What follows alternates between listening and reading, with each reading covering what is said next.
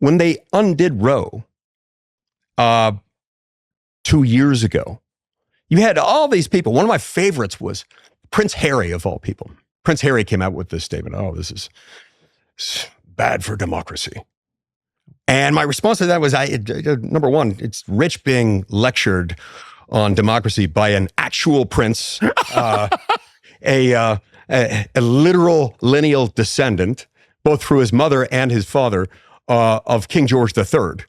But secondly, there was nothing democratic about Roe versus Wade. It was one of the most anti-democratic things we've seen. Could we deport Prince Harry? In theory, if he does something wrong. Well, that's, yeah. I mean, I think he's crossed the line just how annoying he is. Yes. Yeah.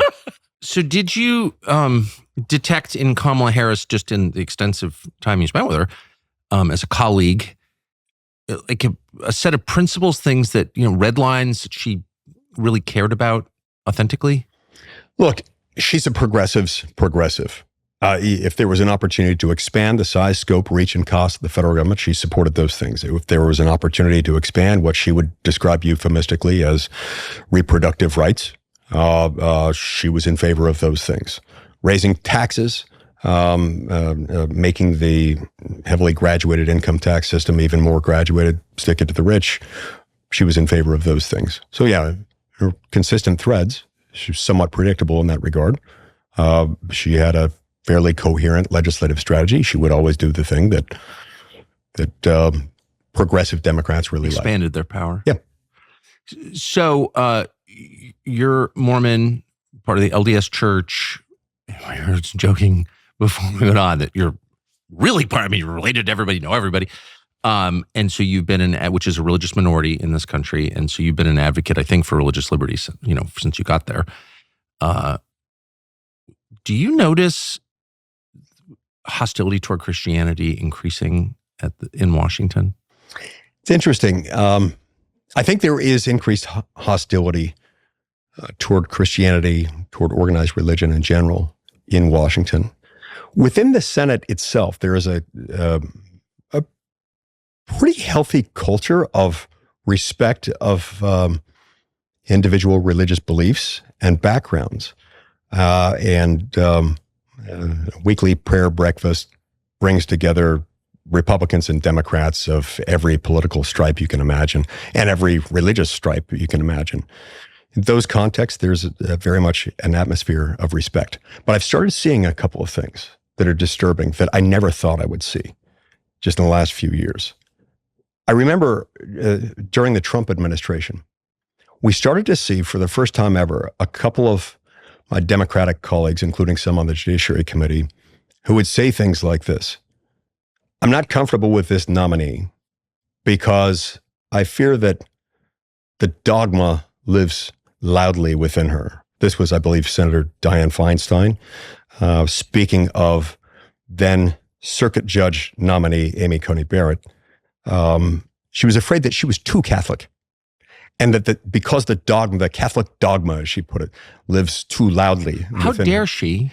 Yeah, I thought that was a little unsettling. On another occasion, my friend and colleague, Mazie Hirono, Democratic senator from Hawaii, made a comment during a Judiciary Committee markup that she was concerned that we were seeing too many judicial nominees coming through the committee who had extreme religious beliefs. And I think there was at least one other member of the committee who chimed in. Christian beliefs. Yeah, I mean, they were typically Christian beliefs. She wasn't saying, I'm worried that they're too Buddhist or too Zoroastrian. It was almost always, I think, in the context of someone who was a Christian of one stripe or another. And so I felt the need to weigh in at that meeting because sometimes we need to do that in order to set the record and to give the member an opportunity to pare it back. I thought, I'm not sure she realized exactly how far she went in saying that. And that's a very collegial way of doing it. And so I chimed in and I said, I need to set the record straight here. We need to be very careful when we talk about this. There are at least 2, maybe 3, maybe more provisions of the Constitution that I think caution us against and more appropriately prohibit us from imposing this kind of filter from imposing a religious test, from discriminating against someone based on their free exercise of religion. And so we need to not do that. So you can find their religious beliefs unusual, or you might find them to be candidates that you don't want to support for some other reason. But I don't think their religious beliefs should be on trial here. In fact, constitutionally, they can't. I thought at that point she would back down or at least clarify or narrow her statement. And instead she said, no, I meant what I said. I said what I meant. A lot of these nominees are just too extreme in their religious beliefs. And I'm going to call them out. And I'm going to oppose every one of them if I think their religious beliefs are too extreme. And a lot of these, famously, you don't have to comment because you said she's your friend, but Mazie Hirono is not considered by the outside world a genius. But I wonder, to put it mildly, but I wonder if they see, they're self-aware enough to know that they're the religious fanatics. Well, yeah. And by the way, sometimes we get too into the rhetorical flourish that we use on the Senate floor. My friend and colleague, the distinguished senator. No, I don't want to put you in a position to attack your coworkers. Look, relative to not just the founding generation, but pretty much all generations of Americans until very recently, those who are hostile toward Christian beliefs or toward any belief system when it comes to somebody's worthiness to serve in government, that's historically aberrational. That's extreme. And it's culturally also. Throughout most of our history, we have been a religious nation. We are still a religious nation. In fact, I don't think you get away with saying the person's too Jewish for me. I don't think that'd work. Exactly.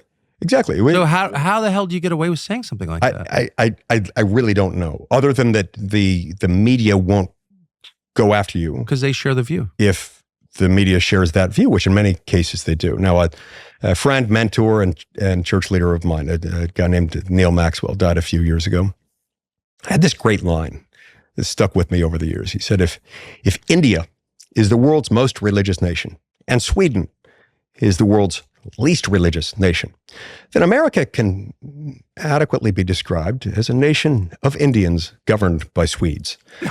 Sometimes those in our government don't necessarily reflect the religious beliefs and the religious sensitivities of the people as a whole. And that's one of the many reasons why I often differentiate between America, the country, and the United States government. They are two different things. It's one of the reasons why I bristle every time when anyone of either party refers to the president of the United States or to Congress as, quote unquote, running the country. We don't run the country. The president of the United States certainly doesn't run the country. The president of the United States happens to be the chief executive officer of the United States government and the commander-in-chief of the U.S. Armed Forces. He runs a large organization with immense power, to be sure. I don't want to denigrate the office. But he doesn't run the country. The country itself consists of the American people. He's not running the economy. That's why presidents shouldn't go too far in overpromising what they're going to do for the country. I'm going to create this many jobs, or to claim credit for jobs that have been created. Presidents can't do that. We've got to get back to a proper understanding of what government is, and more importantly, what it isn't. Government's not there to be your rich uncle, your best friend, your fun aunt. It's not there to make everything fair. No, government exists for the purpose of protecting life, liberty, and property, making sure that we don't fall victim to those who would take that which belongs to us or do us harm, either from the inside or the outside. Preserving our freedoms. From enemies, foreign and domestic. Right, exactly. Life, liberty, and property. The further afield you get from that, Tucker, the more you run into problems. Thanks for watching our YouTube channel. We hope you'll subscribe to it. And by the way, you can hit the little bell on there and get notifications every time we produce a video. We hope you'll do that also.